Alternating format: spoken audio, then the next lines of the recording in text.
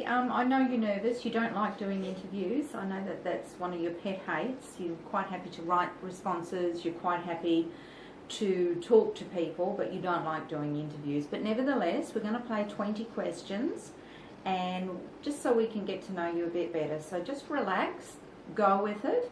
Answer the questions how you feel. Well, I'm not nearly as funny in person as I am on paper. So everyone's curious about you, so they do want to know a little bit about you. So if you can just give us a few words on who Kristy is and what she's all about, that would be wonderful. Okay, well, I'm 33. I'm an Aries. I love peanut butter. I hate coriander.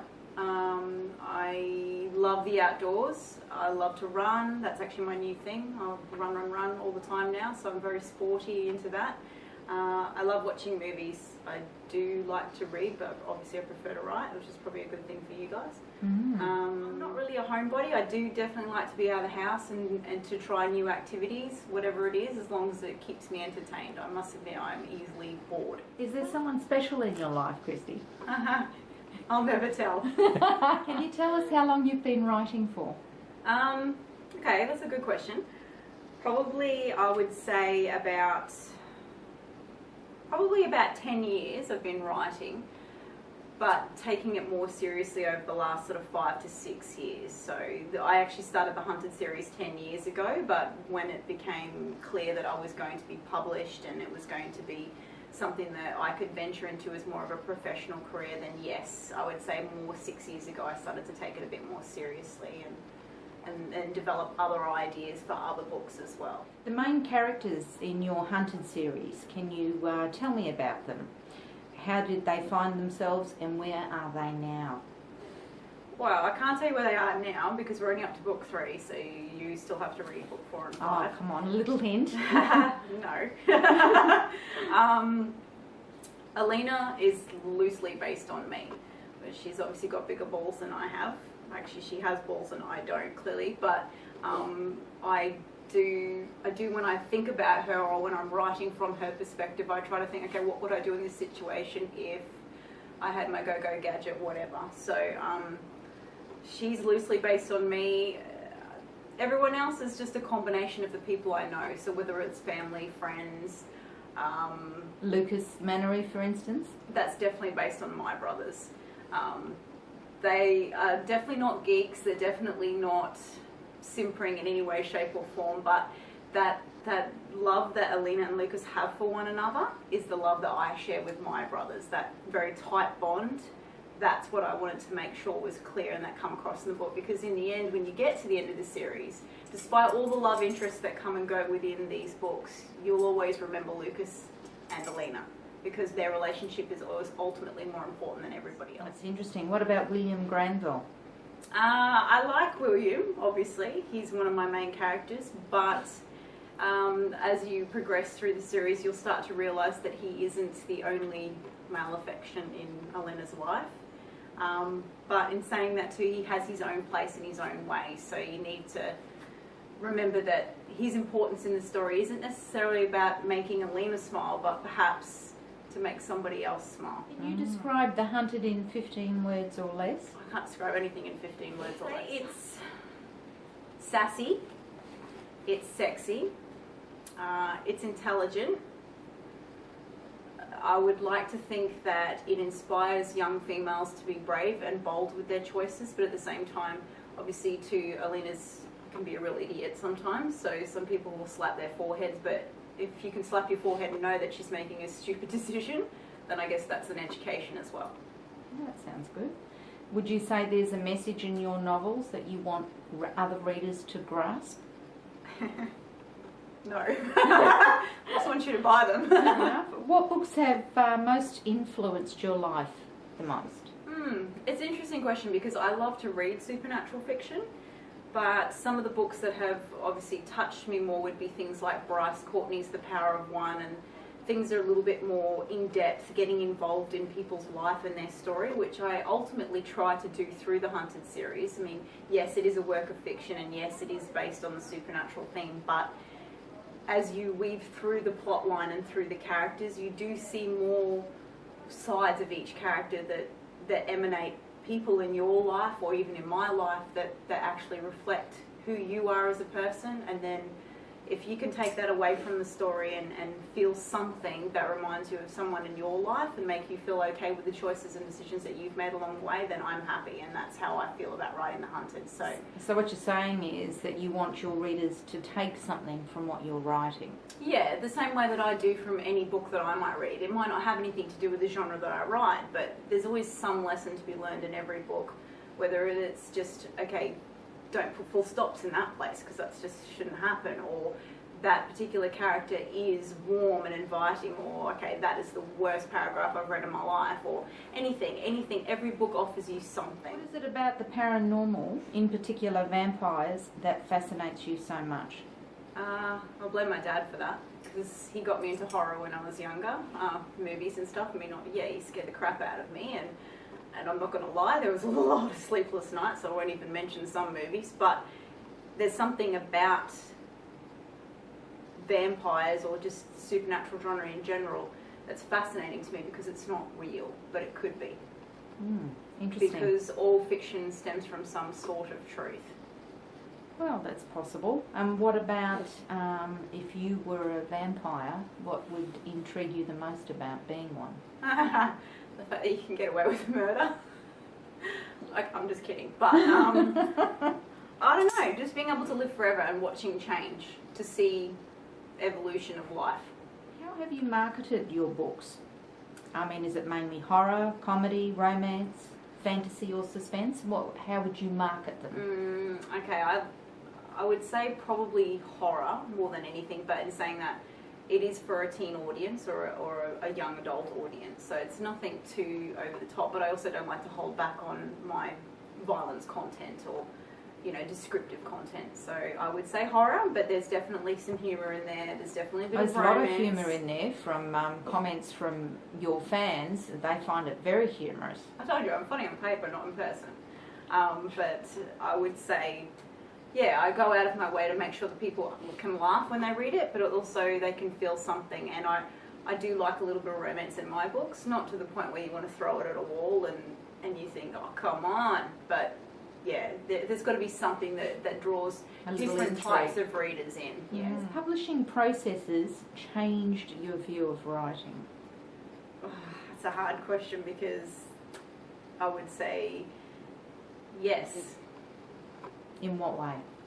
I would say that if you're an author or an aspiring author and you decide that you do want to go out and seek this avenue of publishing, be very careful about who you talk to, be very careful about how you proceed, and always make sure you put yourself and your craft before anything else, because in the end they're the only things that are going to stand by you, unless you have a massive support team in your friends and family. Because there's no one company out there that's really going to promote and sell your books the way you do. So tell me something, Kristy, do you make any deals with yourself before you sit down to write? Something quirky, like a reward system? Okay, I must admit I've been a bit lazy lately. I do enjoy writing, and once I do get in the zone, I do go for it. But sometimes I do have to say to myself, all right, okay, you finish this paragraph or you finish this particular chapter, you can go and eat a spoonful of peanut butter, or you can go and watch My Kitchen Rules or whatever, just to have a little break. But other times I do say to myself, you just need to sit down and write, and then you do. You get lost in the moment, you carry on, and then reward seems unnecessary because you get it from the writing itself. Share a little of your current project.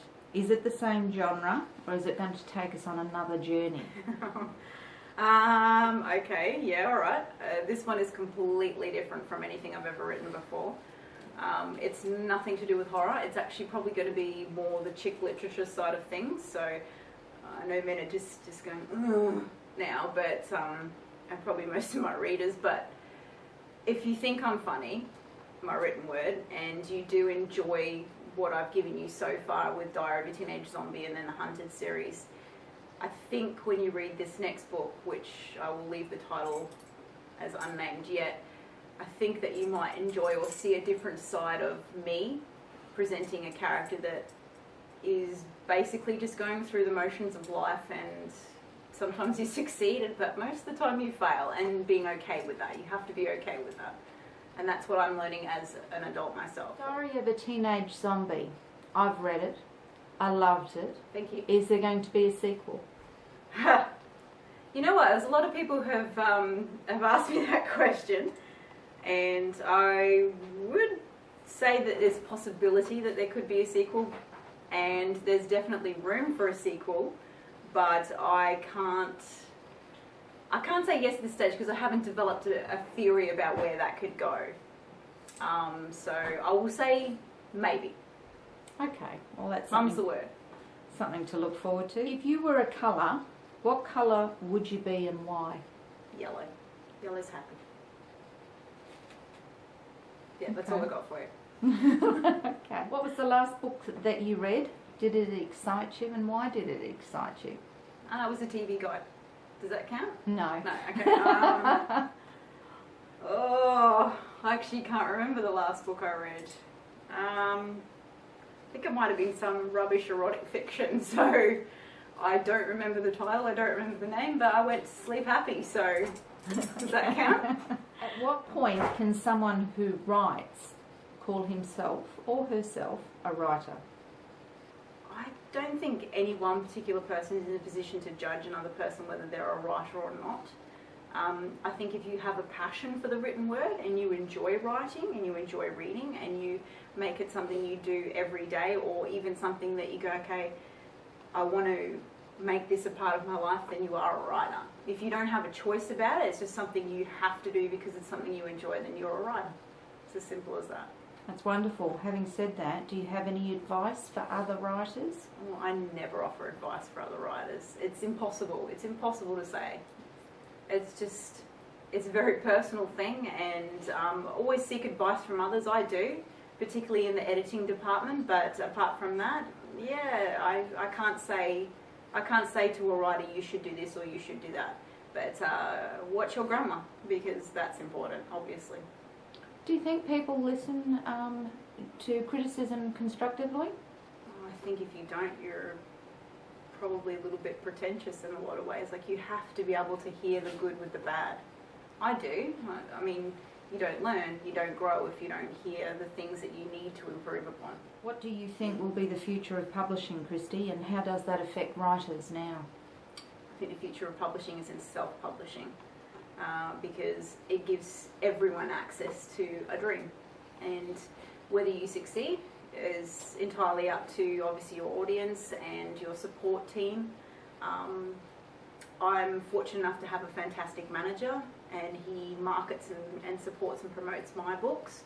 Not everybody has that, but in saying that, if you have a passion for it and you do self-motivate and you put yourself out there, then yeah, you will succeed, hopefully. And even if it is through self-publishing, who's to say you can't?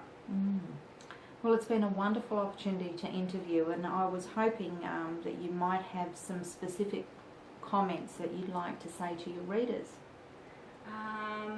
Keep buying, because if you don't buy, I can't keep writing, because it's really expensive to be a writer. But I mean, obviously I appreciate the fact that people do buy my books, and I love the comments I get on Amazon, or the feedback that I get saying that they've loved it, they've enjoyed it, they can't get enough of it. So I just have to say thank you for that. I know your manager is very supportive, and he does a lot of work for you, and certainly in the background, enabling you to be free to write. What about your Twitter supporters? Yeah, it seems I have quite a few of those happening now. So